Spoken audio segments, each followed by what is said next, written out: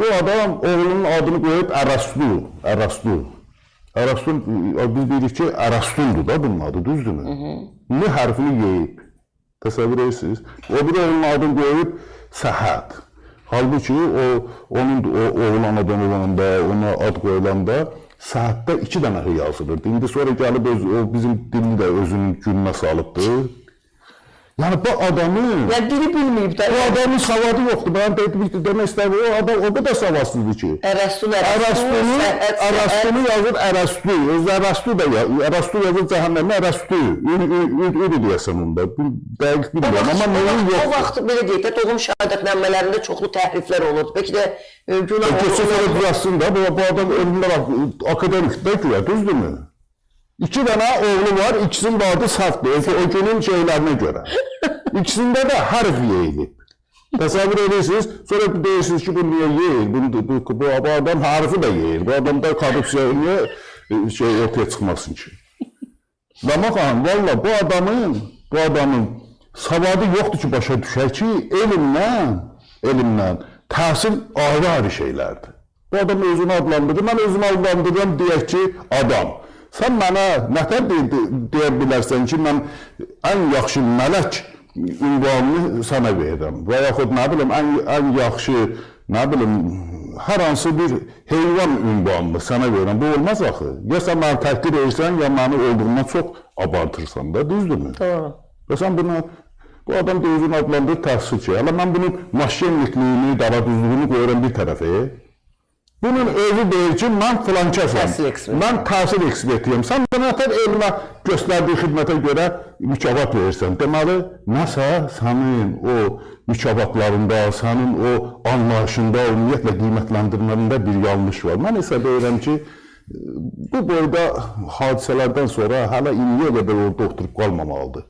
Elə indidən əvzəsini verib çıxıb getsə, başını heç olmazsa bu birlər kimin gəlməzlər, heç olmazsa bunu tutub basmazlar damağı, bu həbs olunmaz.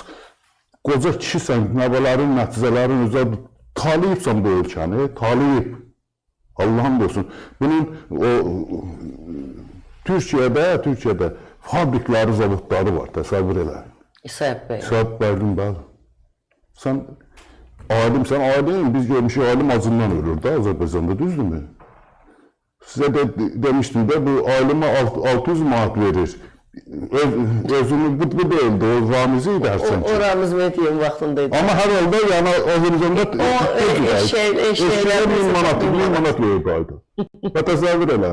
İndi sən hansı haqla 600 manat alan o professorun yanında özünü alim adlandırırsan ki, bu boyda elmlə təhsili əldə edilmişsən, Ərəstunun necə yazıldığını bilmirsən, özünü deyirsən ki, nə bilim?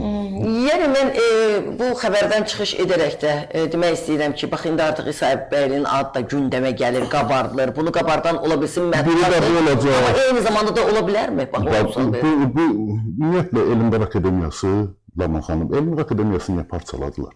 Ona görə ki, Elmlər Akademiyası Sovet hakimiyyəti illərində agentura şəbəkəsinin mərkəzi olub. DTX olmayıb, DTX deyəndə KGB. KGB olmayıb, agentura şəbəkəsinin mərkəzi, Elmlər Akademiyası olub. Hamı bütün agentləri yığıblar ora, hərəsinə bir maaş veriblər, deyiblər ki, bu dövlətə, bu imperiyaya çalış. Bunlardan da onu ümumiyyətlə ləğv eləmək lazımdır. Yer üzündən silmək lazımdır Elmlər Akademiyasını. Onu yenidən, mən demirəm, orada alimlər var, gözəl alimlər var. Onları çolatmayacaq ki. Amma bir universitet yaradıb onun yerinə. Onların hərəsini bir universitetlərə yerləşdirmək lazımdır. Elmlər Akademiyası ləhkəli bir qurumdur da. Bax, bizdə ləhkəli qurumlar var idi. Biri Milli Təhlükəsizlik Naziri. Prezident onun təkcə kadrlarını dəyişmədi, adını belə dəyişdi. O da kirlənmişdi ki. Və onu belə deyək, adını dəyişmək, o cihazı, bir telefonunuz var da, telefonunuz düşübdür, belə deyək, bir çirkaba, siz nə edirsiniz? Əlinizi salıb onu götürməyə İğrənərsiniz də, onu atarsınız bir tərəfə, gedərsiniz bir dənə təzə telefon alarsınız. O telefondakı köhnə telefondur, artıq işləmir, ona görə əlinizi niyə müqavilərsiniz ki? İndi bu Elmlər Akademiyası o cür köhnəlmiş telefon kimidir. murdarlanıbdır. Onu mütləq buraxıb təzədən milli el, həqiqi mənada Milli Elmlər Akademiyası ya yaratmaq, ya da ki, oradakı işləyən insanların, kadrların üzərində yeni universitetlər yaratmaq lazım. Bir dənə yox, bir neçə universitet yaratmaq lazımdır. Onlar keçsinlər orada həm faydalı işlə məşğul olsunlar, həm nə bilim belə deyək, yaxşı pul qazansınlar, maaş qazansınlar, həm də ki Azərbaycan bu cür problemlərdən qurtulsun. Elmlər Akademiyası nə bilim, adı yaxşı görsənə bilər, amma özü iştah baxı. Bir Elmlər Akademiyasının baş akademiki Arastun sözündə yazıldığını bilmiyor da ondan nə Elmlər Akademiyası çıxılsın. Yoxurlarlama xanım, sizin uşağınızın adının bir dənə hərfi az olsa neyə inersiniz? Düzəliş eləyirəm. Düzəltəcəksiniz də, yaxşıdır ki, onu yazan səhv yazıb. Mesela özüm əlimlə bir dənə metrik olub da o vaxtlar. Bəli, metrik. Özün elə bir dənə nə artır da ora? Doğrudur, doğrudur. Yox, bilirəm, mən ona gördüm ki, o dövrlərdə deməli, hər birimizin var da, hər birimizin, əksəriyyətimizin metrikalarında var elə bir səbəblər var, amma... Bunun atası, yəni bu siz savadsız bir ailədə doğulub da, yəni bunun atası, savadsız insan savadsız olar da, amma savadsız gedər başqa işlə finansçilik eləyər, nə bilim, nə eləyər də, müəllimlik eləməz, düzdürmü? Doğrudur. Bunun atası savadsız olmağına baxmayaraq, o ibtidai sinif müəllimi idi. İbtidai sinif müəllimi idi. Deməli, dərs verilmiş bir günləri bir misal çıxır bunun qabağına ki, avtobusda 10 dənə adam var, digər dayanacaqda avtobusa 5 nəfər də mindi, o biri dayanacaqda isə 3 nəfər düşdü. Bunu indi həll eləməlidir, bir ibtidai sinif müəllimidir.